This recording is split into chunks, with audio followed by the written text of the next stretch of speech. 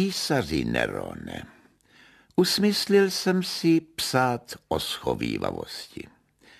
Chci být tvým vlastním zrcadlem a chci, abys poznal radost ze všech největší. Je pravda, že požitek z dobrých skutků je právě v tom, když je člověk vykoná. Pravá hodnota spočívá v nich samých a nikde mimo ně. Ale přesto těší, můžeme-li se s klidem podívat do svého dobrého svědomí. Někteří lidé se domnívají, že schovívavost posiluje největší ničemníky, poněvadž po opravdovém zločinu je v skutku nemístná. V očích nevinných prý ztrácí na vážnosti. Já si myslím, že nevinní mají schovívavost v úctě, ačkoliv se jí dovolávají rádi právě ti, kteří zasluhují potrestání. Připoj k tomu, že mnoho lidí by se mohlo vrátit k původní nevinnosti právě cestou schovívavosti. Musíme tedy ušlechtilé mírnosti užívat tak, aby rozeznala duše zhojitelné od těch beznadějně ztracených. Schovívavost si musí vybírat. Je totiž stejně zlé odpouštět všem napořád, jako neodpouštět nikomu. Musíme dbát míry. Nikoho nezdobí schovívavost více než krále nebo vladaře. Veliké síly a schopnosti jsou k ozdobě a slávě jen tehdy, je-li jejich moc blahodárná, neboť moc, která může škodit, je moc zhoubná. Velikost takového muže je stálá a spočívá na pevných základech, jestliže lidé, kteří jsou mu svěření, poznávají, že on je svým postavením chrání, že nad nimi bdí a že je na stráži nad blahem jednotlivců i celku. Je nutné, aby člověk postavený do čela lidí vykonával svou vladařskou moc vlídně, aby uvažoval, který obraz světa je pro oči příjemnější a krásnější, zda za jasného dne a s čistou oblohou, či když se země otřásá neustálým rachotem hromu a všude se míhají ohnivé blesky. Vždyť vzhled pokojného, míru milovně spravovaného a spořádaného státu je obraz jasného nebe a zářící oblohy. Krutovláda a násilí je zachmuřené nebe, zahalené tmou, pod nímž se lidé třesou strachem a děsí při každém nenadálém rachotu. Ale tehdy se zachvívá i původce veškerého zmatku.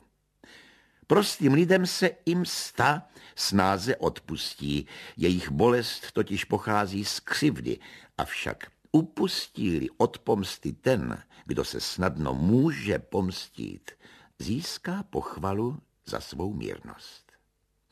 Připojme také to, že prostí lidé po všech křivdách, jež utrpěli, snesou třeba další. Vládcům však větší bezpečnost zajišťuje jen schovívavá vlídnost, protože časté tresty sice zdusí nenávist několika lidí, ale vydráždí nenávist všech.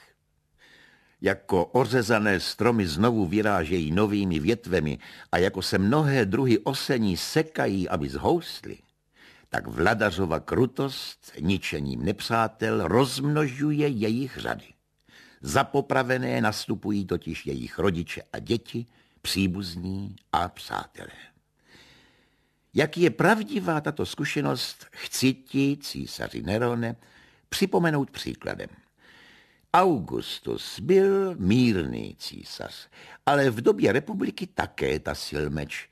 Když byl 19letý, tedy v tom věku, ve kterém si ty, ohrozil nástrahami život konzula Marka Antonia a účastnil se proskripcí. Jako 40letý muž se doslechl, že mu strojí úklady jakýsi Lucius Cinna. Bylo udáno, kde, kdy a jak chce provést svůj záměr. Udal to jeden ze spiklenců. Augustus se rozhodl, že se Cinny zbaví. Ale před schůzkou s přáteli měl velmi neklidnou noc. Uvažoval, že jako císař musí odsoudit urozeného mladého muže, do té doby bezúhonného, dokonce vnuka Gneia Pompeia. Nemohl se odhodlat odsoudit k smrti jediného člověka, ačkoliv kdysi podepisoval proskripce posílající lidi na smrt. Co měl dělat? Měl nechat budoucího vraha klidně se procházet v bezpečí a sám se třást strachem? A teď, když byl na celém světě zjednán mír? Nakonec se rozlobil na sebe víc než na Cinu. Říkal si, proč žiju, jestliže na mé smrti záleží jiným lidem? Kdy se zastaví krveprolévání? Jenom o mou hlavu jde šlechtickým mladíkům, aby si na ní nabrousili dýky. Nestojí za to žít, jestliže je nutné zničit tolik mladých životů, abych nezahynul já. Konečně ho manželka Livia přerušila otázkou. Přijmeš ženskou radu?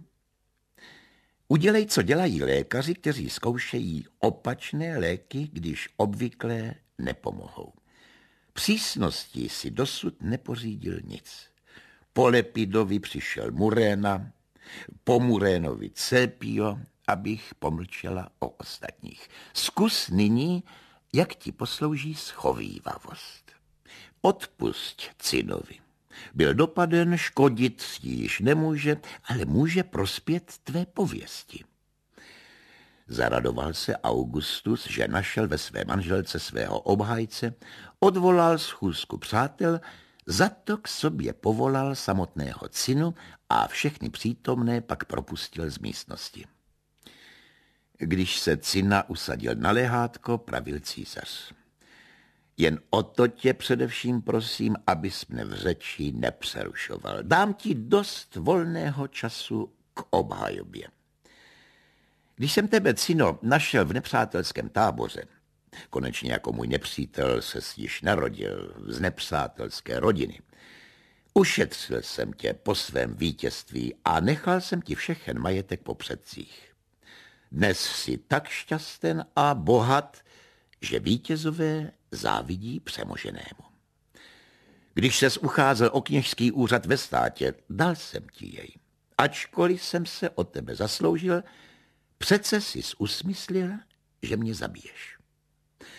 Když Cina rozčileně vykřikl, že je mu takový záměr daleký, pokračoval Augustus. Nedržíš slovo, Cino. Smluvili jsme se přece, že mě nebudeš rušit. Opakuji, chceš mne zabít. Připojil několik podrobností a když viděl, že Cina zaraženě klopí oči a že mlčí, nikoli ze slušnosti podle úmluvy, nýbrž pro špatné svědomí, pravil dále. Proč to děláš? Abys byl sám císařem? Na mou věru zle by bylo s římským národem, kdyby ti v cestě k vládě nestálo nic než já.